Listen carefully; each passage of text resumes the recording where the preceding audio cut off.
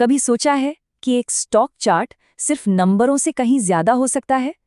आज हम एक ऐसी ही कमाल की तकनीक समझने वाले हैं जो बाजार के उतार चढ़ाव के पीछे की पूरी कहानी बयां कर देती है। और इसे समझने के लिए हम मदद ले रहे हैं स्टीव निसन की, जिन्हें इस फील्ड का दिग्गज माना जाता है। उन्होंने ही इस सदियों पुरानी जापानी तकनीक को पश्चिमी दुनिया से मिलवाया और समझिए कि ट्रेडिंग की दुनिया में एक क्रांति ही ला दी। जी हाँ, एक ऐसी कहानी जिसमें खरीदारों और बेचने वालों के बीच का तनाव, उनका डर, लालच, उम्मीदें, सब कुछ साफ साफ दिखता है।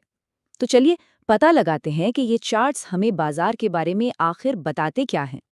इस तकनीक की जड़ों को समझने के लिए हमें थोड़ा सा पीछे जाना होगा, इतिहास में, क्योंकि जापानी कैंडलस्टिक्स का इतिहास वाकई में बहुत दिलचस्प है। जरा सोचिए, 18वीं सदी का जापान है और आप एक चावल के व्यापारी हैं। अब आपको सिर्फ चावल की कीमत नहीं जाननी, आपको ये भी समझना है कि दूसरे व्यापारी क्या सोच रहे हैं, मतलब बाजार का मूड कैसा है। बस यहीं से कैंडलस्टिक्स की शुरुआत हुई। ये एक ऐसा तरीका था जिससे कीमत के साथ साथ बाजार की भावनाओं को भी समझा जा सकता था।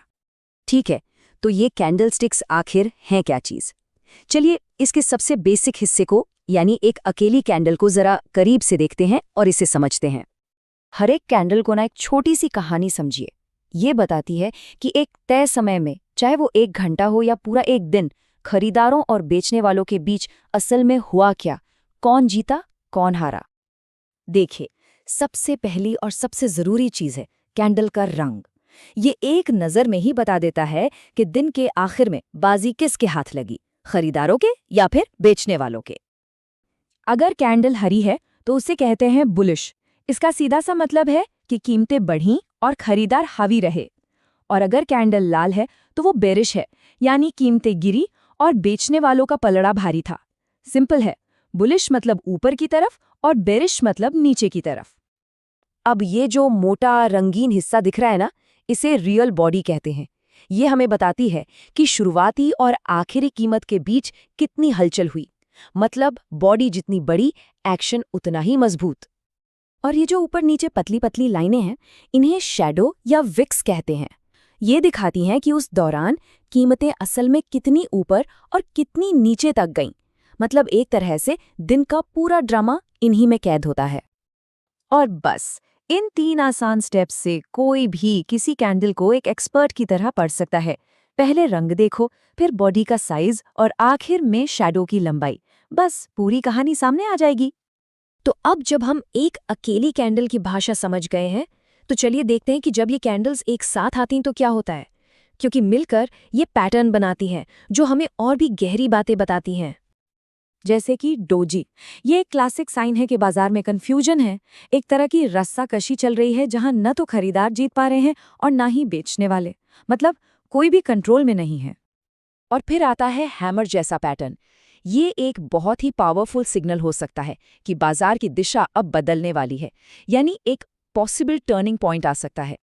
हैमर की अपनी एक कहानी है और ये बहुत दिलचस्प है। ये बताता है कि बाजार एक बॉटम, यानी एक निचला स्तर बनाने की कोशिश कर रहा है, एक ऐसी जगह जहां से वो वापस ऊपर उठ सके। इसे ऐसे समझिए, बाजार खुला, बेचने वालों ने जोर लगाया और कीमतों को बहुत नीचे धकेल दिया। ये है वो लंबी निचली शैडो। लेकिन फिर खरीदारों ने जबरदस्त वापसी की और बाजी पलट दी और कीमत को वापस ऊपर ले आए। मतलब बेचने के दबाव को पूरे तरह से रिजेक्ट कर दिया गया। तो जब इन सभी कैंडल्स को एक साथ जोड़कर देखा जाता है तो ये सिर्फ एक चार्ट नहीं रहता, बल्कि बाजार की एक पूरी कहानी सामने आने लगती है। बिल्कुल वैसे ही जैसे पजल के टुकड़े जुड़ने लगते हैं। एक नॉर्मल लाइन चार्ट तो सिर्फ सतह दिखाता है कि कीमतें आखिर में बंद कहाँ हुई, लेकिन एक कैंडलस्टिक चार्ट आपको सतह के नीचे ले जाता है और दिखाता है कि उस दिन असल में अंदर हुआ क्या था। और यही कैंडलस्टिक चार्ट्स की असली ताकत है। ये हमें ट्रेडर्स के मन में झांकने का मौका देते हैं, उनके डर, लालच और कंफ्यूजन को देखने का। ये बाजार में मौजूद इंसानी मनोविज्ञान को समझने की एक खिड़की की तरह है। तो अगली बार जब कोई फाइनेंशियल चार्ट सामने आए तो सिर्फ नंबरों को मत देखिए, उसके पीछे छिपी कहानी को खोजने की कोशिश कीजिए। हाँ, ये कोई वित्तीय सलाह नहीं है, लेकिन ये बाजार को देखने का एक नया और बहुत